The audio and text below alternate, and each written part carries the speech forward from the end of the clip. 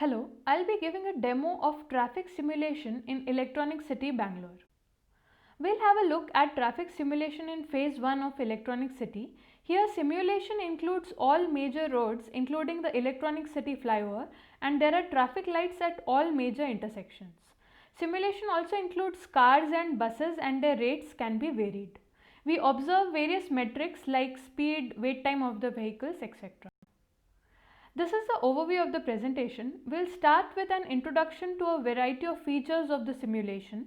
Next, we look at different traffic scenarios like weekend traffic, office hour traffic, etc. Finally, we also discuss different commute patterns where people commute using modes like carpooling, traveling by public transport, etc. This is the traffic simulation on the road network of Electronic City Phase 1. Roads are color coded based on the traffic. Higher traffic roads are red and lower traffic roads are colored green. There are numerous entry and exit points like the E-City flyover, D-Mart, Phase 2, Wipro Gate, etc. Traffic lights on each lane of each intersection regulate the traffic.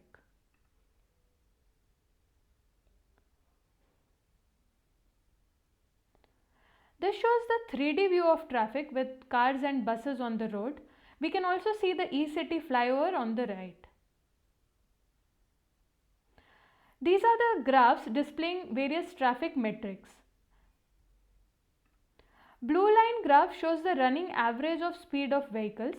In the three histograms, the x-axis are the multiple segments and y-axis is the proportion of vehicles. Green histogram shows average speed, purple histogram shows average wait time when the vehicles are at a low or zero speed, and orange histogram shows the total time spent by vehicles in the simulation.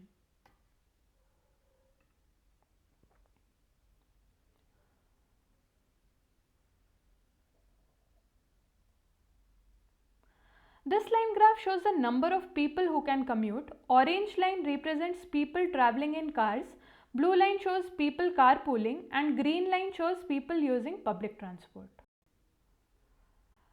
These are the three traffic scenarios simulating weekend traffic, weekday afternoon traffic, and peak office hour traffic.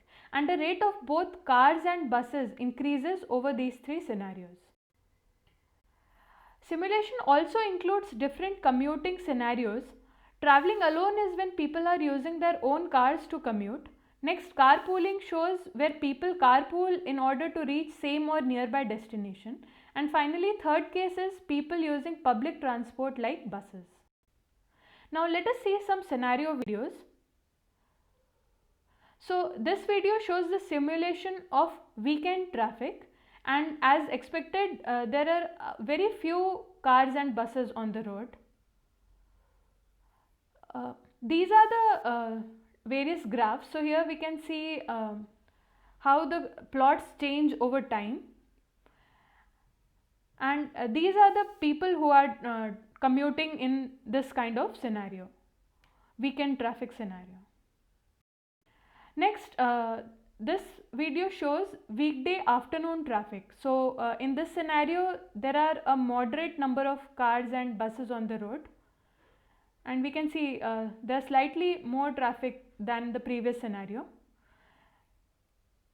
These are the plots, and we see that the average speed slightly starts reducing, and these are the people who are transiting. So this number also increases as more people are commuting. Finally, this video shows the simulation of peak office hour traffic with a very high number of cars and buses on the road. So here we can observe traffic piling up on the roads.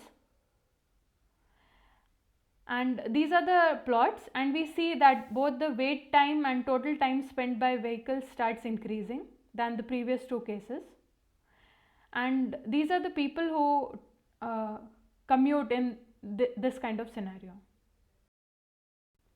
So to get the picture more clear, let us have a quick look at the summary.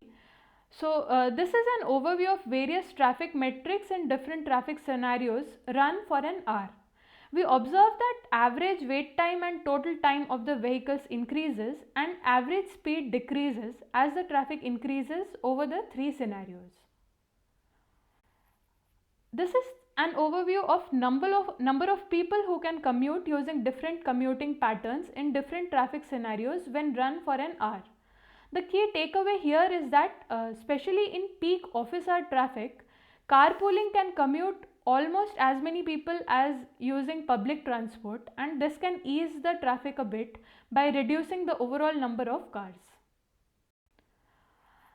Thus, we can use the simulator to simulate variety of complex scenarios which can be difficult to try out in reality. It is also possible to compare these scenarios using metrics like number of commuters, average speed and wait time, etc. In future, we want to expand the simulation to a bigger region. We also plan to include pedestrians, bus stops and parking lots in the simulation. Finally, we'll bring in some AI aspects in the traffic lights by making it adaptive such that it can dynamically change the duration of red and green lights according to the traffic on the roads. Also, to build models to regulate traffic flow at an area or regional level. So these are the members of the team who are working on traffic simulation project at IIIT Bangalore. Thank you.